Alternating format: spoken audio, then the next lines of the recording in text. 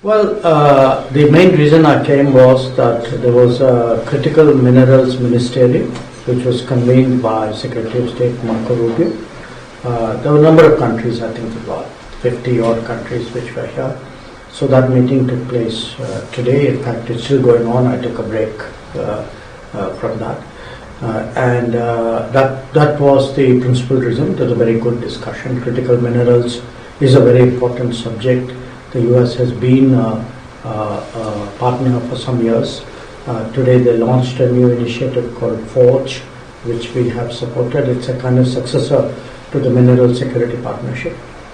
So I think overall, to me it was a good meeting, very productive, very outcome-oriented, very business-like, and that was the core reason I came.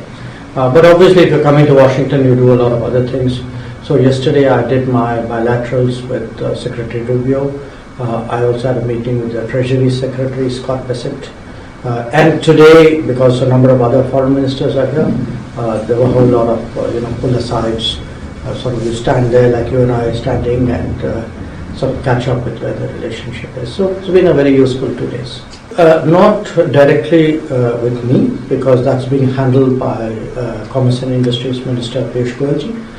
So what we have is, the Prime Minister and the President had their conversation.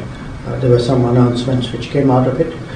So thereafter, I think there's a detailing of the trade negotiations, which is sort of underway as we speak. So that's really where things are. Right. Is there a timeline that we can expect anytime? It's hard for me to say, because I think the Commerce Minister would know that better, because he is the person who's actually engaging USTR, Jameson Green, on this matter. Right. You did mention about your meeting with Secretary Rubio. Talk to us in detail about what you can share at this point. What those conversations were like.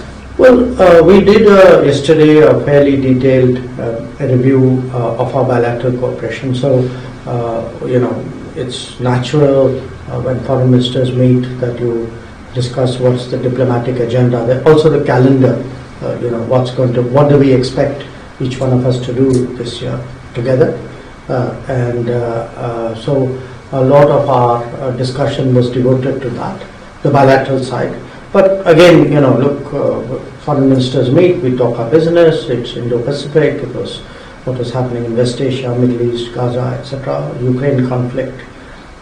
So there was a kind of a global review, also what was happening in the Western Hemisphere.